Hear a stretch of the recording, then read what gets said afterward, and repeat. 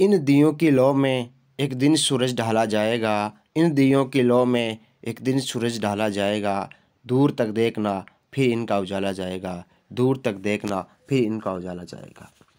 नमस्कार साथियों, आपके अपने YouTube चैनल मेरा गांव मेरा गौरव में आपका स्वागत है।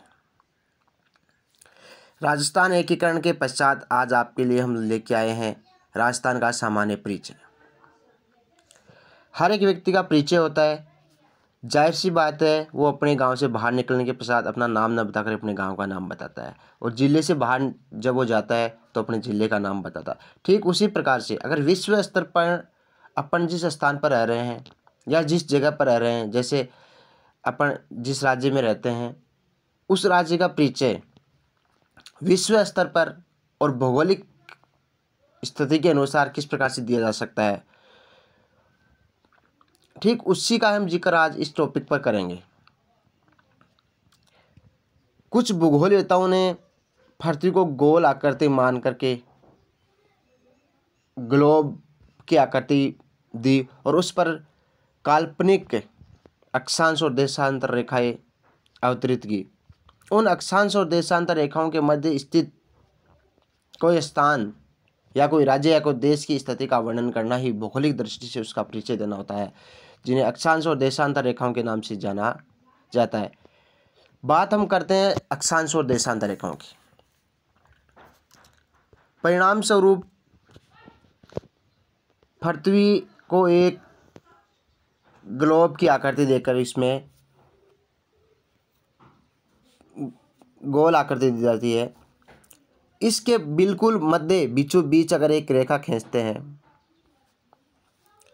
जिसको 0 डिग्री अक्षांश रेखा या भूमध्य रेखा, इसके अलावा इस रेखा को विषुवत रेखा के नाम से भी जाना जाता है।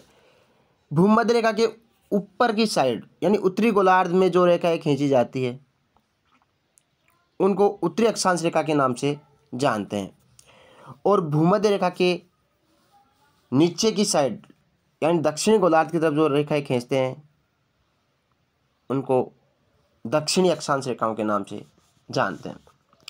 ठीक उसी प्रकार से ऊपर से नीचे तक हम एक बीचों बीच इस ग्लोब के एक रेखा खींचते हैं। इस रेखा के पूर्व दिशा की ओर से रेखा खींची जाती है, उनको पूर्वी देशांतर रेखाओं के नाम से जानते हैं। और पश्चिमी दिशा की तरफ से अगर कोई रेखा खींचते हैं तो उनको पश्चिमी देशांतर के नाम से जानते हैं। ये उत्तरी गोलार्ध, ये दक्षिणी गोलार्ध, ये पूर्व, ये पश्चिम। परिणाम स्वरूप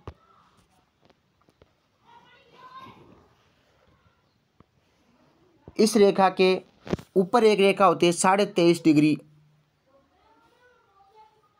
रेखा, 23.5 डिग्री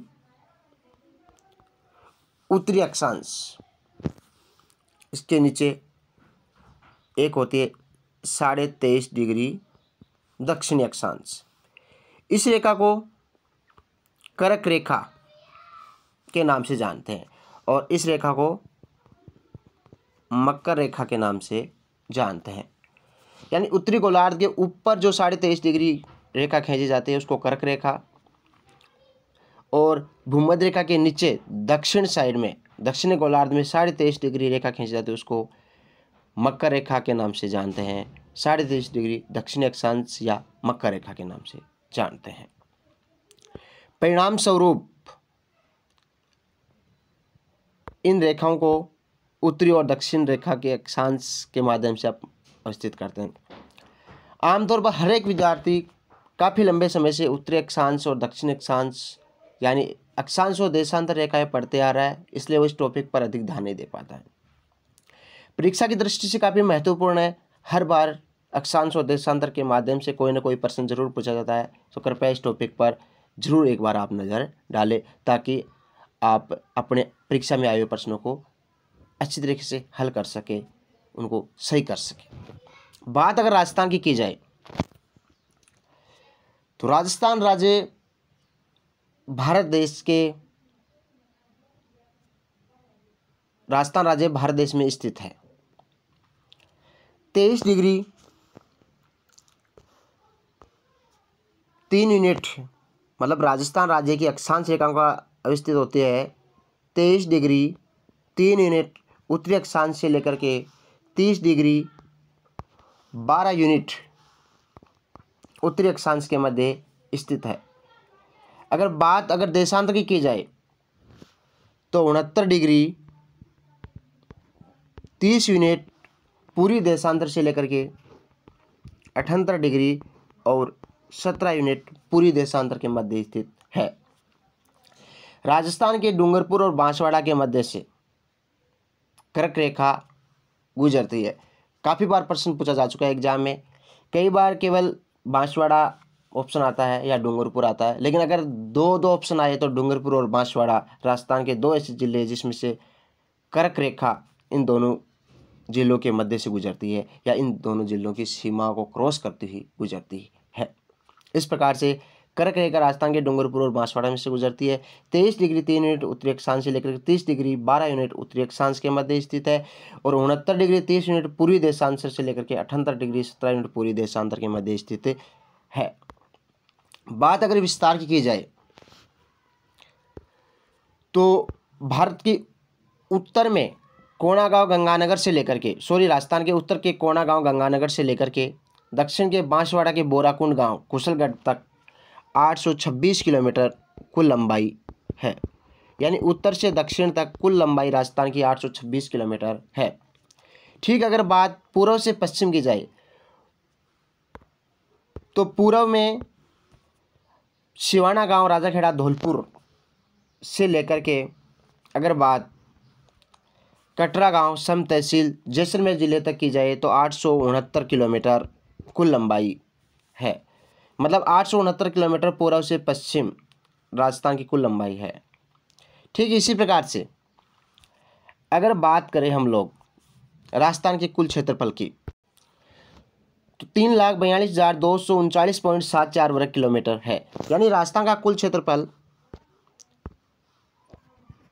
3,42,239.74 वर्ग किलोमीटर है। आमतौर पर परीक्षा में केवल 3,42,239 वर्ग किलोमीटर और पुस्तकों में यही लिखा होता है, लेकिन वास्तव में राजस्थान का कुल क्षेत्रफल 3,42,239.74 वर्ग किलोमीटर है।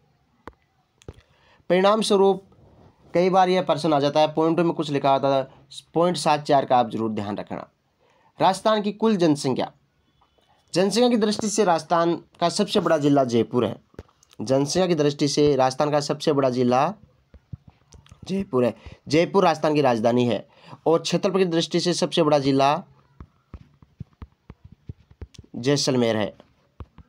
जैसलमेर जनसंख्या की दृष्टि से सबसे छोटा और क्षेत्रफल की दृष्टि से सबसे बड़ा राजस्थान का जिला जैसलमेर है।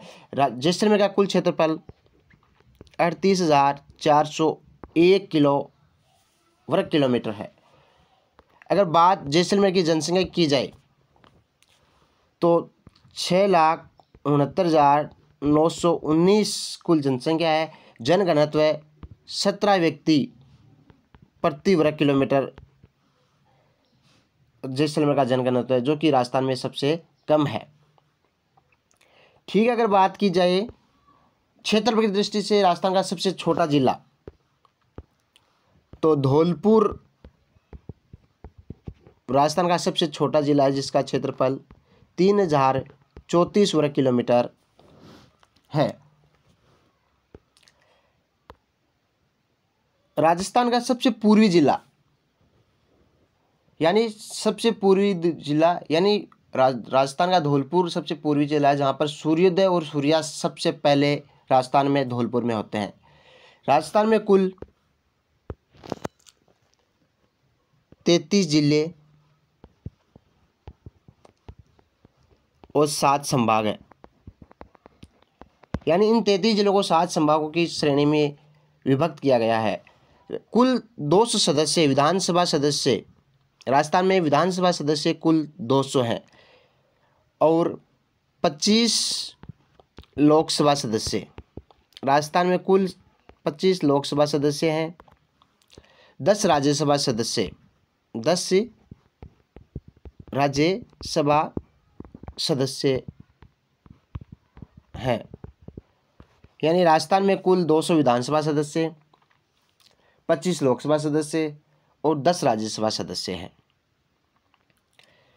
बात अगर राजस्थान की सदन की जाए तो राजस्थान एक सदनात्मक विधानसभा चलाता है। यहाँ पर द्विसदनात्मक प्रणाली नहीं है। प्रस्ताव पारित हुआ था लेकिन अभी धरातल पे नहीं आया है। वास्तव में अभी राजस्थान में एक सदनात्मक ही विधानसभा संचालित है।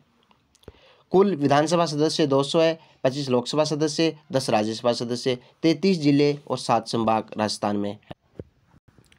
बात अगर राजस्थान की स्थलीय सीमा की जाए तो राजस्थान की कुल स्थलीय सीमा 5,920 किलोमीटर है। राजस्थान की कुल स्थलीय सीमा 5,920 किलोमीटर लंबी है, जिसमें से 1,070 किलोमीटर लंबी सीमा अंतर्राष्ट्रीय सीमा पाकिस्तान के साथ बनाता है। राजस्थान के कुल 4 जिले 1,070 किलोमीटर लंबी अंतर्राष्ट्रीय सीमा पाकिस्तान के साथ बनाते हैं, जिसमें गंगानगर डिस्ट्रिक्ट की सीमा 210 kilometre, Bikaner 168 kilometre, Jaisalmer 464 kilometre और बाड़मेर 228 किलोमीटर लंबी पाकिस्तान के साथ सीमा बनाता है। ठीक उसी प्रकार से अगर अंतर्राज्यीय सीमा की बात की जाए तो राजस्थान के साथ सबसे कम सीमा पंजाब राज्य है, जो कि मात्र 89 किलोमीटर की सीमा बनाता है। यानी राजस्थान के साथ सबसे कम लंबे अंतर्राज्यीय सीमा पंजाब बनाता है और सर्वाधिक लंबी सीमा मध्य प्रदेश, अंतर्राज्यीय सीमा में सर्वाधिक लंबी सीमा मध्य प्रदेश 1600 किलोमीटर लंबी सीमा मध्य प्रदेश बनाता है। हरियाणा राज्य है वो 1262 किलोमीटर,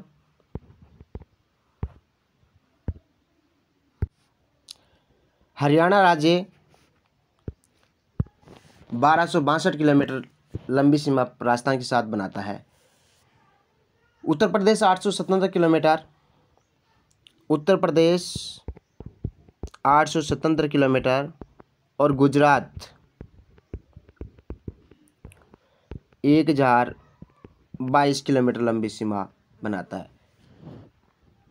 इस प्रकार से राजस्थान का भौगोलिक दृष्टि से आपके सामने जानकारी दी गई है।